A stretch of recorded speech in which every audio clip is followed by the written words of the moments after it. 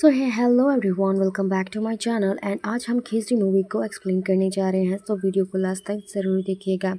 Film की शुरुआत में हम राजस्थान के एक घर को देखते हैं जहां पर एक औरत लड़की को जन्म देती है, पर पता चलता है कि वो लड़की नहीं बल्कि ट्रांसजेंडर है। पर किसी कारण से उस औरत की तभी मौत हो जाती है और उसका पति तुरंत उसे बाहर ले जाकर के जला देता है और उस आग में उस बच्ची को भी फेंकना चाहता है, लेकिन वो ऐसा नहीं कर पाता है। उस बच्ची को घर पर लाता है और उससे वादा करता है कि इसमें तेरी कोई गलती नहीं है, तू जिएगी, मैं तुझे जिलाऊंगा और दुनिया से बचा कर रखूंगा। अगले दिन गांव वालों को पता चलता है कि उस आदमी की बीवी मर गई है। इस पर गांव वाले बहुत ही ज्यादा भड़के होते हैं, जिसके बाद वो आदमी बताता है कि पंडित जी ने कहा था कि वो बच्ची मनहूस है, इसलिए पैदा होते ही अपनी माँ को खा गई। उसकी माँ को तुरंत जलाना ही ठीक रहेगा, और क्योंकि बच्ची मनहूस है इसलिए उसे भी किसी न किसी को दिखाना भी नहीं है, क्योंकि अगर कोई उस बच्ची को देखे लेगा तो उसे छूत की बीमारी लग जाएगी। फिर धीरे धीरे बच्ची बड़ी होने लग जाती है, पर एक दिन अंधेरे कमरे में उसे उस कमरे से बाहर जाने की इजाज़त नहीं है।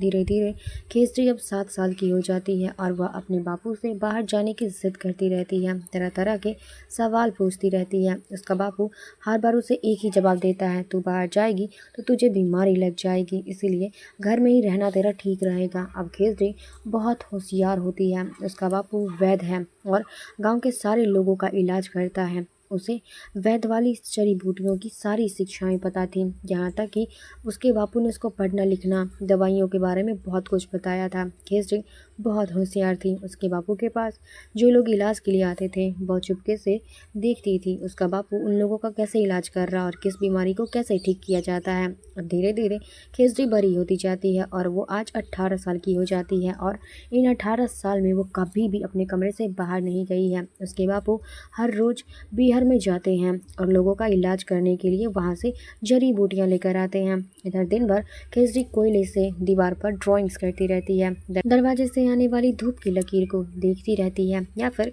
दरवाजे के नीचे से बाहर झांकने की कोशिश करती रहती है। फिर खाना बनाती है और अपने बापू के आने का इंतज़ार करती रहती है। एक दिन जब केसरी अकेली थी तो उसकी दीवार पर यानी कि उस दीवार पर लगी कागज़ की फ़ोटो गिर जाती है, जिसके बाद वो दीवार पर लगाने के लिए यानी कि टांगने के लिए कील ठोकने लगती है। तभी दीवार में एक छेद से छोटा सा छेद जो उसको पूरे गांव का दृश्य दिखा देता है, वह उस छेद से बाहर झांकती हैं। वहाँ गांव के बहुत सारे लोग उसे दिखाई देते हैं, औरतें बच्चे बड़े बूढ़े सब लोग दिखाई देते हैं। केसरी अपने बापू से अभी भी बाहर जाने की जिद करती रहती है, पर उसका बापू है कि मानता ही नहीं है। अब केसरी समझती नहीं है कि आखिर हो क्या रहा है उसके साथ। फिर एक दिन उसका बापू केसरी की जिद से परेशान होकर के उसे एक कमरे से यानी कि उस कमरे से बाहर आंगन में जाने की इजाज़त दे देता है, लेकिन आंगन के बाहर या घर के बाहर नहीं देता है, इसी शर्त पे और इस शर्त के साथ कि दीवार के बाहर उसे कोई न देख पाए।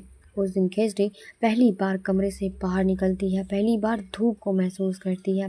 वो बहुत खुश होती है, बहुत नाचती है, बहुत कूदती है, और फिर वह दीवार के छेद से बाहर देखती है। उसे एक लड़की एक लड़का दिखाई देता है, और उसके बाद केसरी के बापू के घर पर आ जाते हैं और बहुत डांटते हैं, क्योंकि केसरी आंगन में नहा रही होती है। तभी उसके दरवाजे पर कोई आता है, वैद्य जी यानी कि केसरी के बापू दरवाज़ा खोलते हैं तो कुछ लोग एक घायल लड़के को इलाज के लिए लाए होते हैं, और यह वही लड़का था जिसको केसरी ने दीवार के बाहर छेद से देखा था। उस लड़की के साथ उसे कुछ लोगों ने बहुत ज़्यादा बुरी तरीके से मारा होता है, क्योंकि वह लड़का लड़की से प्यार करता था। केसरी हमेशा की तरह जैसे कि वह बाकी मरीजों को देखती थी वैसे ही इस लड़के को भी देखती है, और इस बार केसरी को उस लड़के को देख करके बहुत अलग महसूस होता है। वह अपने आप को शीशे में देखती है, उसे पता चलता है कि कुछ तो उसके शरीर में अलग है जो वो नहीं समझ पा रही है, पर वह समझना भी तो चाहती है।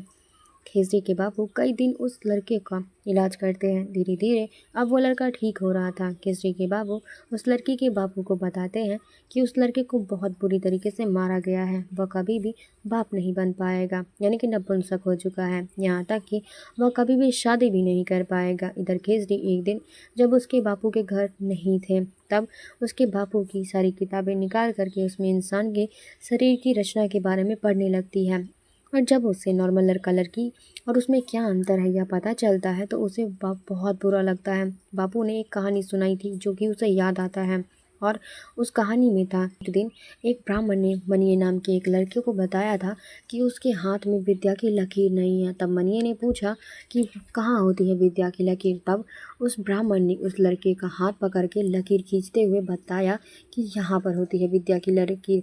जिसके बाद मनिये ने घर पर जाकर के चाकू से उस हाथ पर विद्या की लकीर बनाई और मनिया सबसे बड़ा विद्वान बन गया। और अब यहाँ खिचड़ी को भी अपनी तकदीर खुद ही बदलने का आइडिया आता है। वह ब्लेड से अपनी तकदीर बदलने की कोशिश करती है।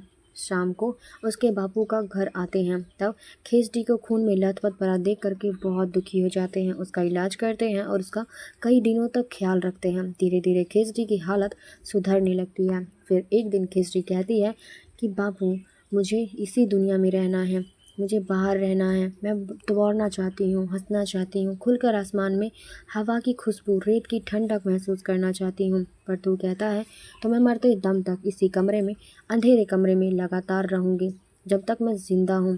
पर याद रखना, बस 2-4 दिन ही जी पाऊँगी इस कमरे में, क्योंकि मुझे घुटन महसूस होती है। अब खिचड़ी के बापू को एक आइडिया आता है कि क्यों न खिचड़ी की शादी करा दी जाए उस लड़के से जिसका इलाज उन्होंने किया था, यानी कि वो नपुंसक वाला लड़का जो बाप नहीं बन सकता है।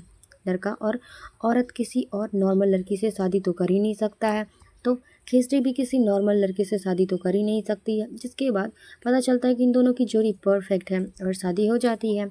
और बाद में खिचड़ी पहली बार अपनी ज़िंदगी में घर से बाहर निकली थी और वह बहुत खुश होती है और अपना घूंघट ऊपर करके गांव के पूरे दृश्य को देखती है और कोशिश करती है। और शादी की पहली रात दोनों एक दूसरे को अपनी अपनी सच्चाई बताते हैं कि वो क्या हैं और कैसे हैं। खुशी खुशी एक दूसरे को एक्सेप्ट कर लेते हैं। फिर वह अपने पति से पूछकर उसके बापू ने जो उसे सिखाया था उसके दम पर लोगों का इलाज करना शुरू करती है और इलाज के लिए जड़ी बूटियाँ लाने के लिए रात के समय अपने पति के साथ बिहार में जाती है। वो बहुत खुश होती है, पहली बार इस तरह दौड़ भाग कूद रही थी, खेल रही थी, खुले आसमान के नीचे दौड़ रही थी, तालाब के पानी में भी कूदती खेलती, बहुत खुश थी। पर कहते हैं ना, खुशी ज़्यादा देर नहीं टिक पाती है, किसी न किसी की नज़र लग जाती है। फिर अगले दिन जो उसने जड़ी बूटी बनाई थी बिहार से उसे दवाई बना करके एक बांझ औरत को दे देती है जो कुछ दिनों से बहुत परेशान थी, क्योंकि उसके ससुराल वाले ताना मार रहे थे कि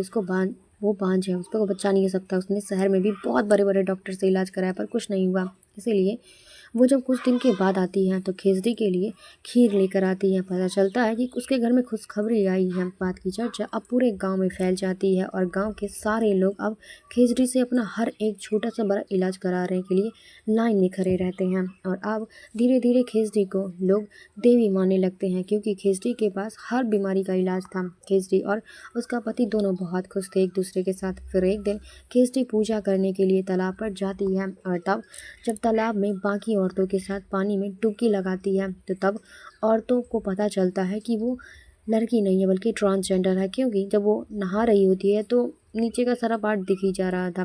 सो आप समझ सकते हो अब होना क्या था। पूरे गांव वाले खिचड़ी को बहुत बुरी तरीके से मारने लगते हैं, उसे इंसान समझते ही नहीं है। अब खिचड़ी का बहुत ज़्यादा बुरा हाल हो जाता है और सबसे बुरा तो उसे तब लगता है जब मारने वालों में से उसका पति भी एक इंसान था। खिचड़ी को बचाने के लिए उसका बापू दौड़ कर आता है और उसे गांव वाले मारना शुरू कर देते हैं। तब खिचड़ी खून में लथपथ होकर भी उठ करके अपने बापू को बचाने लगती है और तब उसका बापू कहता है कि तू कहती थी ना कि तू बचपन से आज तक मुझसे पूछती थी ना कि तुझे कौन सी बीमारी लग जाएगी अगर तू बाहर निकल जाएगी, देख लिया ये कौन सी बीमारी है। तब खिचड़ी कहती है कि हाँ बापू, मैं समझ गई कितनी खतरनाक है यह बीमारी। इन सारे नामर्दों के बीच मुझे सिर्फ तू ही एक असली मर्द निकला।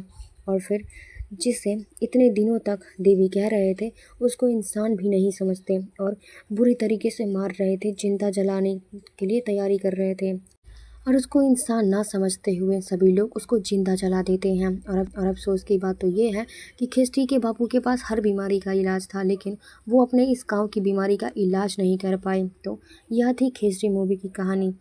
बहुत ही ज़्यादा भावुक और बहुत ही ज़्यादा दिल दहलाने वाली कहानी है ये। अगर आपको भी ये कहानी अच्छी लगी है तो प्लीज़ हमारे इस चैनल से जुड़ जाएं और आपको इसी तरीके की स्टोरीज़ मिलते रहेंगे। सो वीडियो को लाइक, कमेंट, शेयर, सब्सक्राइब करना बिल्कुल भी मत भूलिएगा। सो मिलते हैं अगली कहानी में, तब तक के लिए धन्यवाद।